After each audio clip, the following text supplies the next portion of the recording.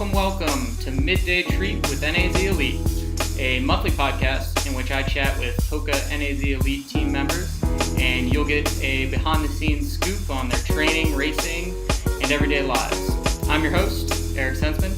You can find our monthly podcast on SoundCloud by searching HOKA NAZ Elite, and you can learn more about the faces behind the team by visiting their website, nazelite.com, their Facebook page, Northern Arizona Elite, or their Instagram and Twitter, both at NAZ_Elite.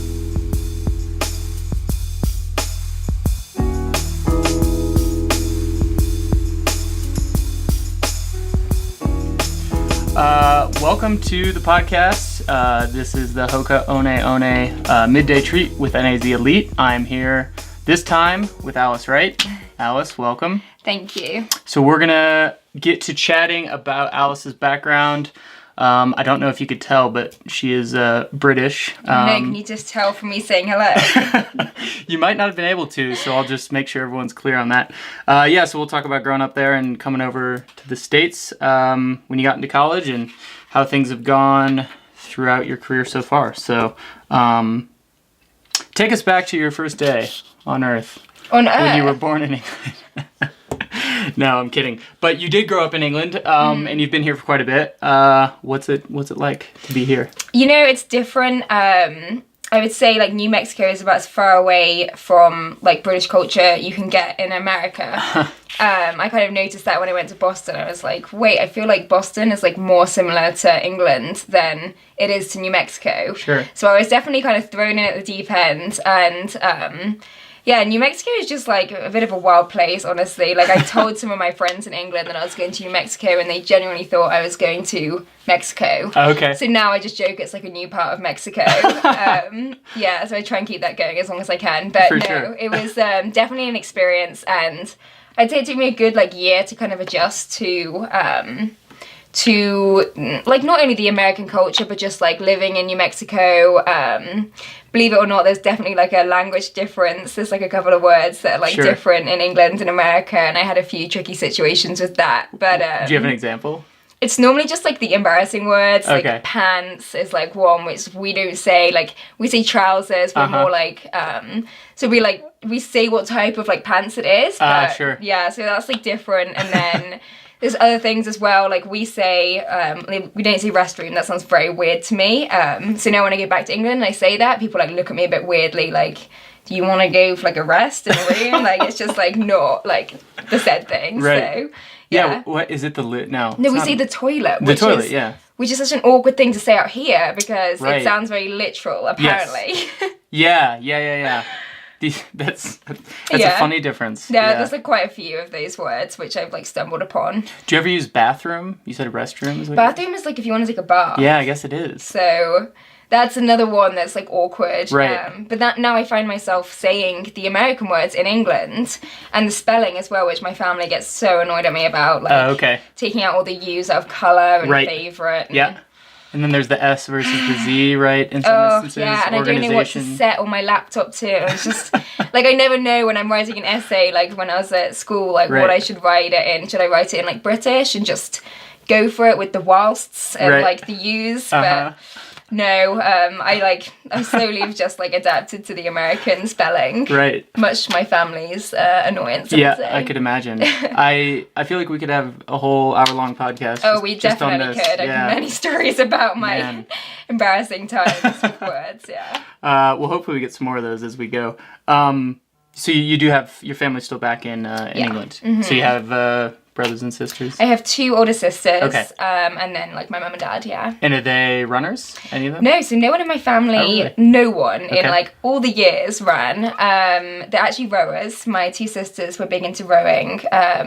My one big sister was like really, well, they're both older sisters, but my eldest one, she actually rowed for Great Britain, so she was pretty good at rowing. Oh, that's awesome. Olympics or she did, world champs? Or? I think she did the Europeans. Okay.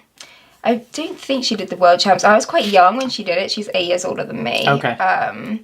But as you can see from my like physique, I'm like not really made for rowing. Yeah. So I did try, but after like a couple of capsizes and some unsuccessful races, I was like, maybe I should try something that my physique is more made for. So wait, is that a single boat, like single person, single boat, or is it? No, so you can do that. You can do, there's like lots of different ways. Right. You can do 4, 8, it's called like a quad or an 8, a single or a double. Right. And then you can scull or you can row. Right. I was actually, it's called a coxswain. I don't know if it's like the one that steers at the Yeah, of course. Yeah. So I did that for a little bit, but I was actually horrible at steering the boat as well. So. Oh, so that's the steer if you sit in front. Okay. I was like very aggressive with my shouting, and I had that down, but I just didn't have the steering down. Okay, so, got it. Yeah, seems important if that's your job. Yeah, if that's your one job, So there were some capsizes. You moved on. So when did you start running competitively? Was it pretty early? So.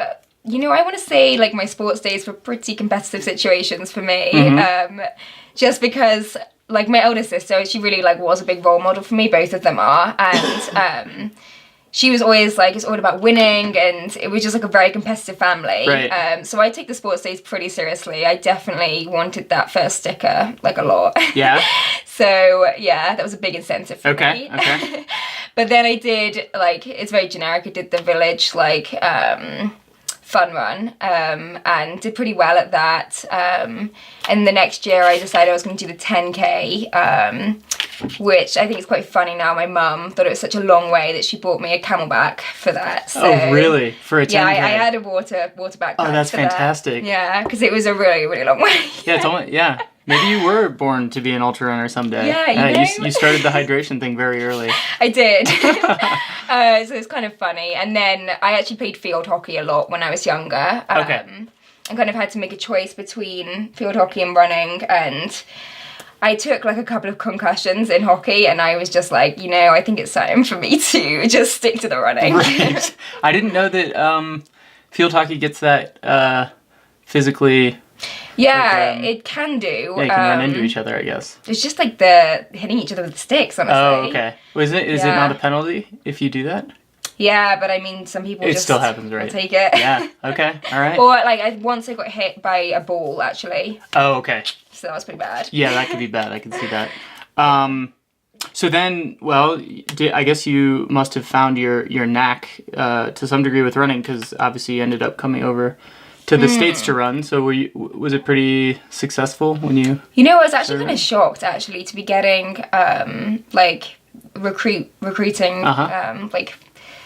universities trying to recruit me from America, and honestly I was a bit like, this is too good to be true. Like, what's the like snag here? I don't like believe that like the offers that they're offering me. Did you not have like the accolades that you thought you would need to receive those sorts of offers, or? I think maybe I'm just hard on myself, but I think like, I think the best thing that I really did was when I was like 16, I ran 9:39 for the 3k, and I think it was just that one time that I had.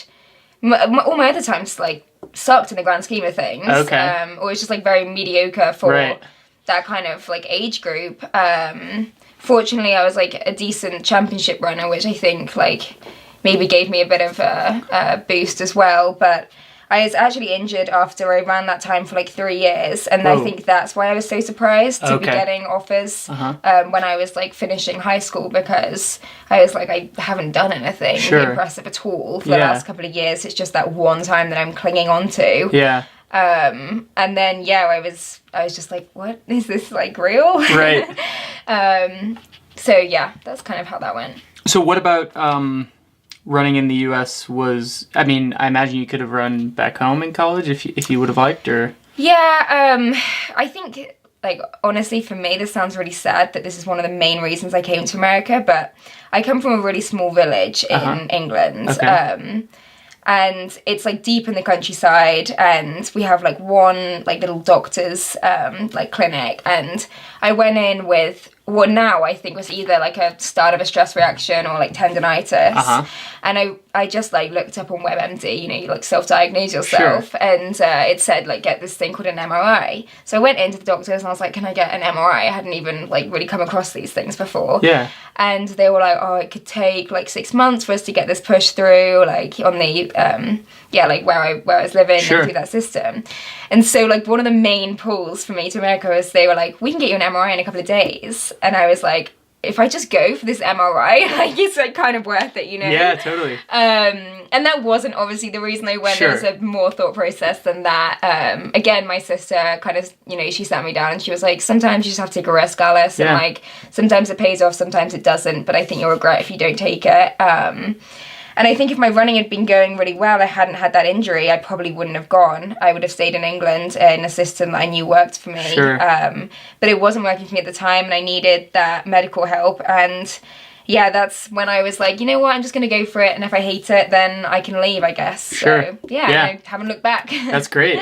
So has that issue subsided, whatever was causing the problem? Well, I think by the time I got the MRI, it was like, it healed. Okay. But I was such a young, like, naive runner at the time that I was just, like, running on it. I see. You know, I'd take a couple of days and I'd be like, oh, it's better again, like, time to get running. Sure. And then I'd take it back to square one. Sure. So, yeah, it was fine after that. They honestly just gave me some, like, arch support insoles. Right. And it just went away like that. So, yeah, it's one of those things where it's like you try things, and then it's just that one thing that, like, works for you. And it was the insoles. Interesting. And where specifically in England? Worcestershire. Oh, okay. Yeah. So it's a bit north, right? No, it's West Midlands. West Midlands, okay, got it. Someone listening probably knows. Yeah, it's kind of close to Wales, but I don't admit that because... Understandable. Well, when you did get to New Mexico, well, it went quite well. No, it didn't. No? No. Okay. This is where, you know, people have this wrong. My first year was a disaster. Okay. I call it my social networking year because I basically got a femoral stress fracture within a couple of months of being there. I was a solid 7th from last at Notre Dame in fights. Okay. I think I ran like 1930 something for the 5K. Oh, wow. So, yeah, that was like I feel like maybe things could have only improved from there. Yeah, right. So that's one way to look at that. Anyway, then I had the femoral stress fracture. I had to redshirt the whole year, which I am so grateful now that I did do. I just was like that typical freshman who like blasted the easy runs and then couldn't cling on to like a 6:45 pace in a tempo. I was actually telling like the guys yesterday that I did one 6-mile tempo supposed to be at 6:45, and I was so desperate I had to get my teammate to tell me every 10th of a mile. I was like, you just got to tell me, because I'm just like so desperate to get to the finish. Oh my goodness. Just 60 times I think she had to tell me. Right. Great teammate. She did it. She did. Wow. Yeah, kudos to her. Yeah, and I did make it to the end. Probably not in 6:45, but... Right. Anyway, and then I really, like that summer I went back to England, and I kind of just really had to reevaluate myself as a runner, and I thought, like, what's happened to you, Alice? Like, you're going to get your scholarship taken away from you. Like, you love New Mexico. Like, you need to get your act together. Yeah. And I just, like, that summer, I was, like, so determined that I was going to, like, turn things around. And I remember coming back to New Mexico, and my coach, Joe, was like, what have you been doing over the summer? Like, what's happened? You're, like, a kind of different athlete now. Yeah. And I was like, I'm back. That's cool. Yeah, so... And then 2014, that was like a cool year for me. It was like really no expectation, and any like All-American that I got was just like, you know, I was just so happy to get any All-American I could get. And then my expectations just like grew every year. And then, yeah, I fortunately got that 5th year back from redshirting my first year, which all worked out really well in the end, and everything happens for a reason, hey? Sure. So do you think it was a matter of... like not believing in yourself enough, or not being committed enough to being as good as you could that first year? Or what do you think changed? I mean, it sounded like it was largely a mental state, like the way you were viewing things. Yeah, I like don't really like to think of it as like, you know, mentally it like got to me. I think it was just more like, honestly, I was so like young and naive when I came to America.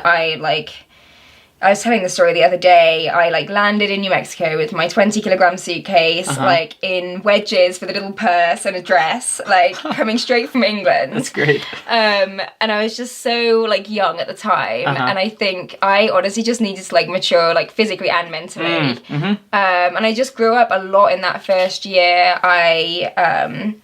you know, I just come from such a kind of, I don't want to say a sheltered background, but, you know, I had lived just with my family in this small village in England.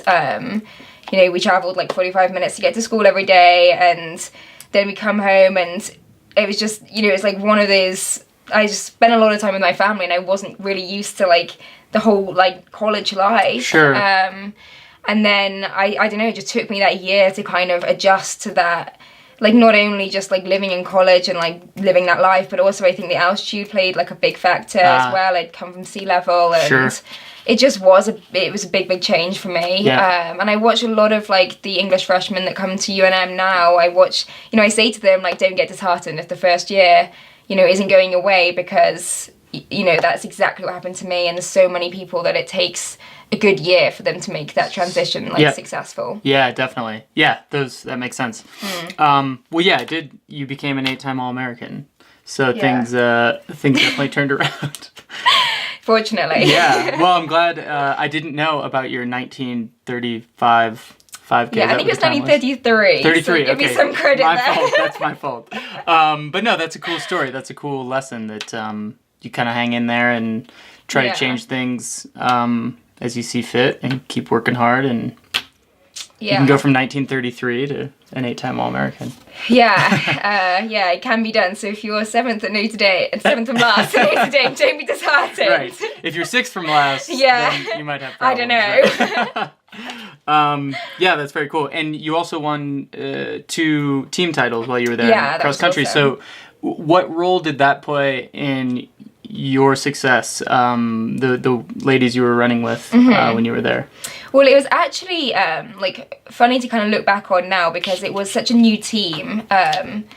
It's like funny for me to look where I was, you know, where the team was in 2013. You know, we as a team, like us winning nationals, I just think it was never like, I don't know, it just never seemed like a possibility. And then for us to win it, like I hate to sound like boastful, but for us to win it with like so few points as well was just, like, for me it was crazy, because I'd kind of seen how the team was in 2013, and then 2014 we got 3rd, which was like so unexpected, and then for us to win the next year, I was just like, what has just happened? Like, this is crazy. And that team as well, like, you know, Courtney, she's just run the American record for the 3K steeple, and it's like, it was an awesome team. And I think what was like one of the main points for us was that Flowtrack came to film us. They spent like a week in New Mexico like filming us for like, I can't remember what it was for one of their like shows. And I think that really forced us to like bond a lot as a team. And I don't know whether we would have been that successful actually without that experience, because we were really forced to like form those friendships. And yeah, I think that actually played like a big role in just like the dynamic of how the team, like how we ended up as a like great friends as a team. And just I don't know whether we would have got as few points without those like experiences at the beginning of the semester. Well, so you're one of, I believe it's 4 new additions to NAZ Elite. Yes. Am I getting that right? Yeah, no, you are right. Okay. So maybe we're gonna have to call Flowtrack and tell them to come out. Do a couple of episodes with us, Maybe that's what you need for it to work the same way. That's quite funny. Yeah. Does that get you excited? So, the whole, I don't even know if I mentioned this in the beginning, but you are a newly minted member of NAZ Elite. So the point here is to get to know you as a new member of the team. Is that something that attracted you to NAZ Elite when you were looking at options after college in terms of going pro, like being with a group that you could train with and be close with, similar to what you had at New Mexico? I think, you know, I came for a visit in, I think it was like early April that I came, and I really liked the team. You know, I did a couple of runs with them, went for a couple of like brunch a couple of times, and I just like really liked Steph and like Kellen and the guys, and just like everyone seemed like really mature runners, which I think was something I was craving. Like, I was definitely, my last year at UNM, you know, I loved the team, but I was definitely getting that super senioritis, you know, where you're like, I'm feeling a little old. Like, when I first came here, I was like the child of the team and everyone seemed so old and cool. Yeah. And then I was like, I feel old, but I don't feel that cool. And I was like, I don't know. Like, I think it's time now. Yeah. And then it was actually funny, in like the last couple of weeks actually that I was at UNM, I was kind of like, oh no, am I ready to leave? Like, bit scary. It was a little scary because I was like, oh no, like, well, people were throwing out all these words like taxes, health insurance, and I was like, you know, actually, what's that about 6th year? Like, I think I have indoors, right? But no, I'm so glad, you know, it was time for me to move, and now I'm here, I see that, and I think, like, knock on wood, I made the right decision. Sure. Yeah. And so we're at about 7,000 feet here in Flagstaff. What elevation were you at? 5,000. 5,000, okay. And I do feel it. Yes. I don't want to like sound really pathetic here because I think Danny kind of looks at me when I like moan about, I'm like, oh, the altitude. And she's like, you have 5,000 feet on me. And I'm like, I can't even imagine. Like, honestly, I can't imagine because I do moan, I think, probably an unfair amount about the altitude. Right. But no, it is a different feeling. It's that kind of like, I feel sick feeling. Yep. I did a workout at Buffalo Park like on Friday, which I probably won't forget for a long time. Did you puke? You know, I did think I was going to. I've never actually puked in a workout, and that was the closest I have ever been. Yeah. And it's also, I don't know if other athletes get this, but it's like a blood at the back of the throat feeling. Oh yeah, yeah, you can, is that a taste thing? like aluminum or like a copper Iron, or something. Yeah. And it's your body dying inside. Exactly. And it's just like, it's not even like my legs hurt feeling. It's like, I just can't breathe. Right. Like I just need more oxygen feeling. Yeah. It's totally. like kind of sad. I try and like work out ways that I can get more oxygen to my body. And I was like, just open your mouth like really wide. Just try and breathe in as much as you can. That's very funny. But yeah. Was it successful? Did you? I was just like a child in their first like sports day where you just like sprint at the beginning. Right. Like, I feel amazing. Yeah. And then you get to like mile 2 and I'm like, you know, I don't feel so amazing anymore. And then you get like half a mile from the end and there's that big ass hill at the end. Right. And you're like, okay, like, can we get to the finish now? Because this is not fun anymore. And now you're like, not only do I not feel amazing, I'm running very slow. Yeah, exactly. It's kind of like I could probably power walk up this hill faster. Right. Yeah, it's a brutal loop there. And then I was given like 5 minutes recovery, which I thought would be like, I was like, I'm used to like a minute. And I was like, okay, I've got so much time. That 5 minutes, I was like, it's as if they just started the watch and then stopped it and were like, time to go. I was like, where did that go? Like, literally, where did that go? Yeah.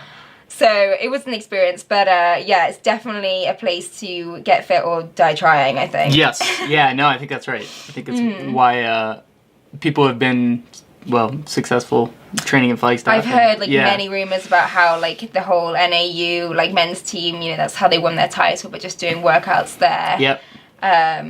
But yeah, I think I just need to like toughen myself up for these workouts. Sure. Yeah, but I'm ready. Give yourself some time. Yeah. It takes a bit of getting used to. I think. That's very funny. So, what when you look at your years ahead, I suppose, now that you're running professionally, what do you think about like these?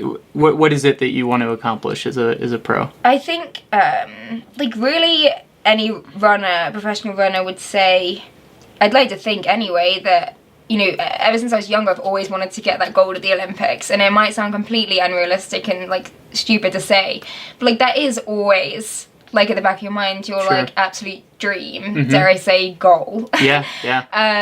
And so, for me, it's just, like, taking the stepping stones to get as close to that goal as I can, I think. Just trying to represent my country as much as I can, lowering my times. I definitely want to break 32 in the 10 to start with. And yeah, just like I definitely want to move to the marathon.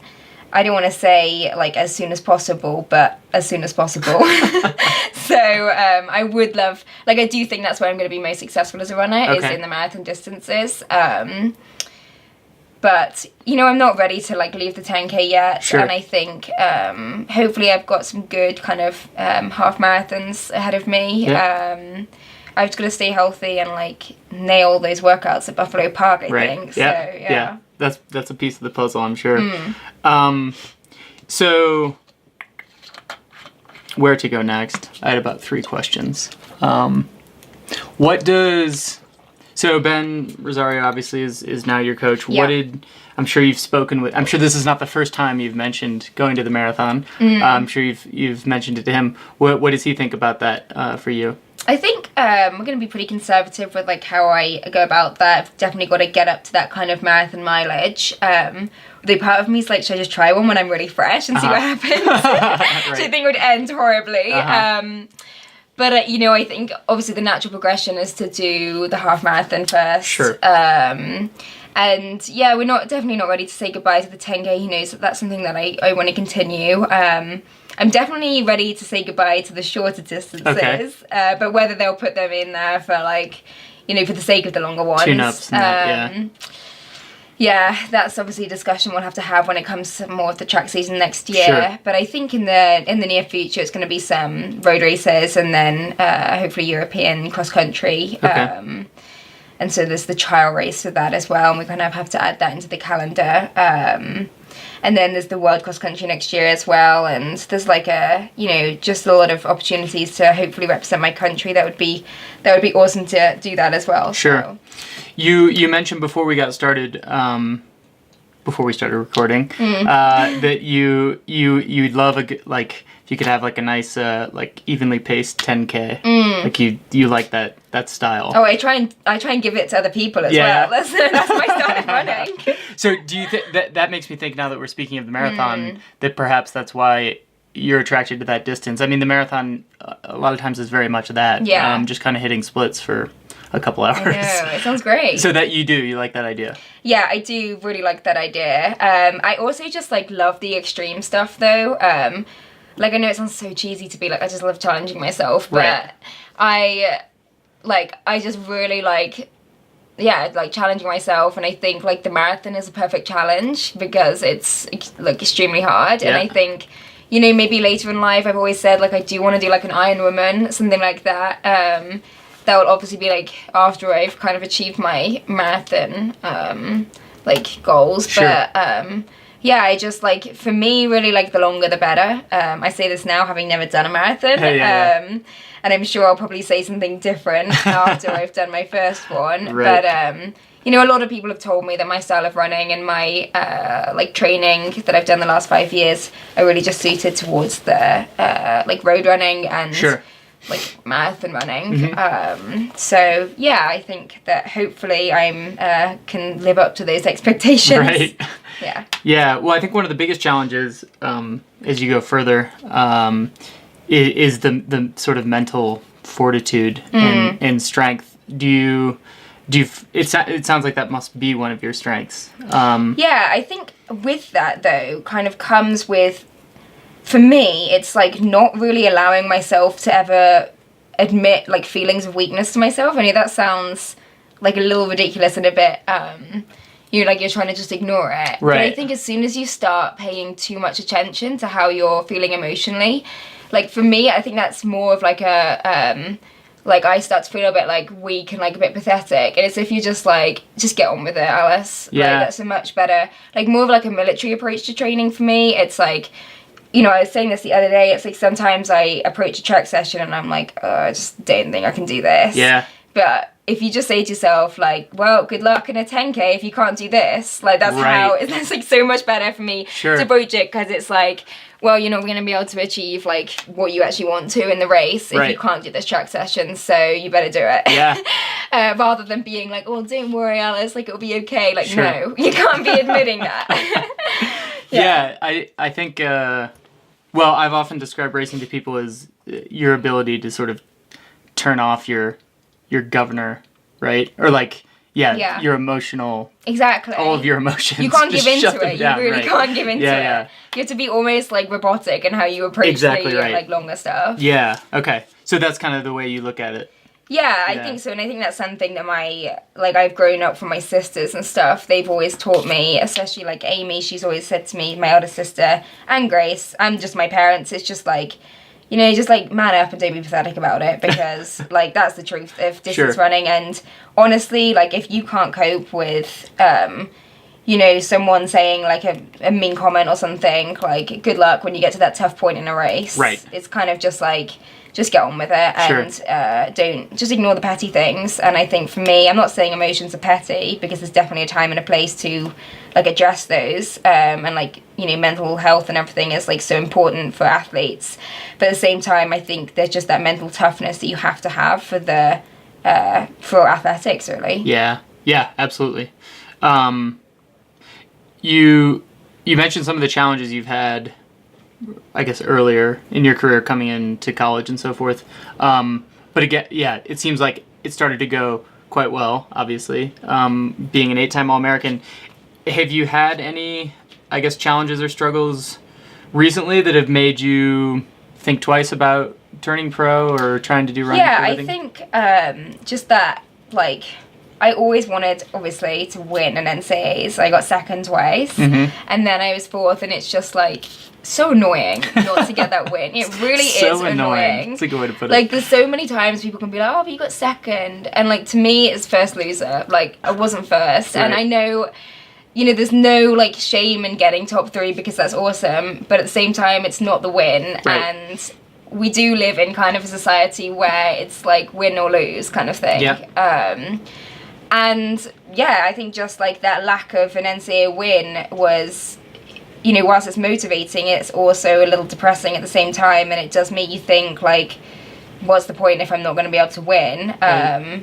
But, you know, maybe that's why I'm here now, because I just, like, I'm very desperate to get that, like, major win. Obviously you can't do that in the NCAA now, which is a bit annoying, but you know, I, like, there's always going to be another race, and I do hope to get that, you know, impressive win one day, and that's definitely something that's, like, keep me going in the running thing. And I, you know, I don't want to say, like, I think I'm capable of it, because it sounds a little arrogant, but, like, you've got to have that kind of self-belief, I think, to carry on, Sure, certainly.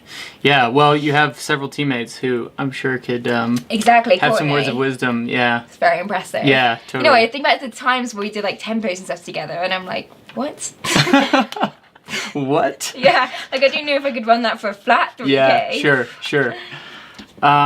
So back to the marathon quickly. I know that some of your now teammates on NAZ Elite are targeting a marathon in the fall of 2020. Yeah.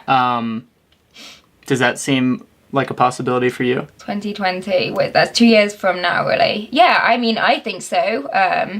Maybe I'm a little optimistic, and I'm not really, like, gauging, like, how an actual marathon would feel. Maybe I'm just a bit naive about this, but I think, like, 2 years, like, surely. Yeah, surely. It seems like such a long time, huh? It does. Although the last 5 years did fly by, and I still, like, low-key feel like I'm 18, so I've got to keep remembering that I am 23. Right. And, like, actually, I keep thinking, like, oh, you're just young, Alice, don't worry. You're too young for it, right? But now I'm like, actually, is 23 that young? I don't know if it is, so... Many people listening would probably hope so. Yeah. But... It's, from your perspective, yes, the question of a marathon. Yeah, I'm, like, feeling pretty old right now, so it's time to get cracking with the marathon. Wait till you're 29, let me tell you. I'll be doing ultras with them. Yeah, that's right. Or your Iron Woman. Yeah. But anyways, it's on the horizon, so. Well, I guess the last thing I meant to ask you is about, I'm gonna have to read what I wrote, but that you have exciting news that you found out. Yes. Just hours ago, and I don't even know what it is, so you can enlighten me. No, I was selected for the European Championships in 2 weeks' time, I think. You were? Yeah. That's wonderful. 10,000, so. That's awesome. Yeah, I'm excited. It's in 2 weeks' time. It's on August the 8th. When is that? Is that 2 weeks' time? That's about 2 weeks, right? Yeah, it is. Well, a bit more, but yeah. 2.5. Why did you find out so late? That seems late. I know, that's just how it goes. Oh, okay, interesting. Something a slight panic about, like, the whole booking the flights thing. Okay, I went online today and kind of threw up a bit in my mouth seeing the prices. Sure. But... Where's it held? In Berlin, in Germany. Okay. So yeah, I'm really excited. It'll be my first senior debut for GB. That's wonderful. Which will be cool. I hope it goes well. A little nervous just because I'm not quite sure, like, you know, NCAA 10K was a while ago now, and like, yes, I've been training, but it's just that like, you know, I've been training in Flagstaff, so it's slightly different to, it's like I don't really have anything to compare it to. Yeah. I'm just like praying to the fitness gods that I am fit. Yeah, maybe it feels like, well, you probably haven't run quite as fast as you would if you were lower elevation. Is that part of what well, worries you? I've never really run that fast because I am kind of like, I like don't really tend to be ever running that fast. Yeah. Like it's more, that's why I'm doing the 10K. But no, I had a good workout with Steph in Sedona last week. And then I actually like had a bit of like food poisoning, stomach flu, something like that. So it took me out for kind of 4 days. Then felt very fresh and did the Buffalo Park workout, which I think went pretty well. And then today I kind of did this like 3-mile progression at the end of my long run, which I actually felt pretty awful for. So another track session on Thursday, hoping that the pattern is that I feel good. Right. So, yeah. Well, I think too, well, you'll be at sea level in Berlin, so... yes, I'm really hoping I feel big gains from that. Yeah, usually feels quite a lot better. Yeah, and like hopefully, I feel like this race as well, in European races, it tends to be like a more of a fair kind of paced race, whereas I feel like a lot of the NCAA races, I took it upon myself to be like, I'm going to have to be setting this, if it's going to be a fair race. Like, otherwise it's going to be slow and otherwise it's going to be slow and a kick, and I didn't want that to happen. Sure. But yeah, now I feel a little more confident in my kick just because I have been doing a few like shorter things and workouts. But yeah, we'll just see. Obviously, I'm going to go and give it my best shot. And, you know, I'd love to get, you know, as close to my PR as possible and below it. But I just really don't know, like, what's going to happen. I'm just going to go and hope for the best. Sure. And that's 32:15 is your PR? Yes, it is. How would that fare historically in a race like this, if you were to run your PR, I guess? You know, I haven't actually, like, looked that up. But I do trust in the, like... British Athletics selection policy. Sure. They only really pick athletes if they feel like you've got a good chance of like being up there. So yeah, I am like, I'm trusting in that, but I'm also I'm gonna just trust in my training for the last couple of weeks, and you know, obviously I'd love to get that World Champs qualifier, which is 32:15 flat. Okay. And I'm 32:15.75. Oh no. So that's a little annoying, but if you just leaned a bit. You know, I wish someone had just shouted that to me in the last 100 meters. But I'll be at your next race. How about that? Oh, yeah, exactly. So, yeah, hopefully I can get that. But I honestly just don't really know what's going to happen. I'm going to go in and try and just race it, I think. Yeah, I of think course. That's the most important thing. Right. Rather than time hunting. Yep. And normally times come with that. So, yeah, fingers crossed. Awesome. Well, that'll be very exciting. Hopefully we'll have a chance to chat after that, because you will have done so well. Yeah, I hope so. Fingers crossed. Yeah. Well, thanks, Alice, for joining the podcast. Thanks for having me. Yeah, it's been great to get to know you, and we'll chat with you again soon. Yes. All right.